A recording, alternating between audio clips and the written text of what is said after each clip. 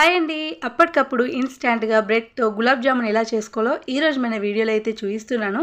Super టేస్టీగా వచ్చాయి. నచ్చితే తప్పకుండా మీరు కూడా ట్రై చేయండి. అండ్ బ్రెడ్‌తో మీరు ఎప్పుడైనా ఇలా ట్రై చేశారా అనేది కూడా కామెంట్ బాక్స్‌లో కామెంట్ చేసేయండి.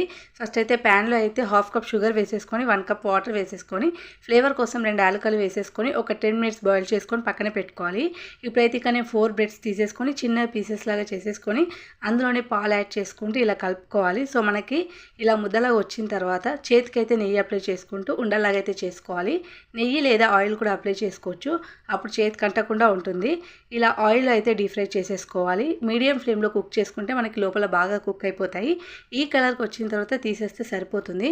ఇప్పుడైతే మనం షుగర్ సిరప్లో వేసేసుకొని మూత పెట్టేసి ఒక హాఫ్ అన్ అవర్ అలా పక్కన పెట్టుకోవాలి. హాఫ్ అన్ అవర్ తర్వాత ఇంకా తీసేసి సర్వ్ చేసుకుంటే మనకి గులాబ్ జామున్ అయితే రెడీ అయిపోతుంది. వీడియో నచ్చితే please like, share and comment అండి. ఫాలో చేయండి అండ్ సపోర్ట్ చేయండి. బాయ్.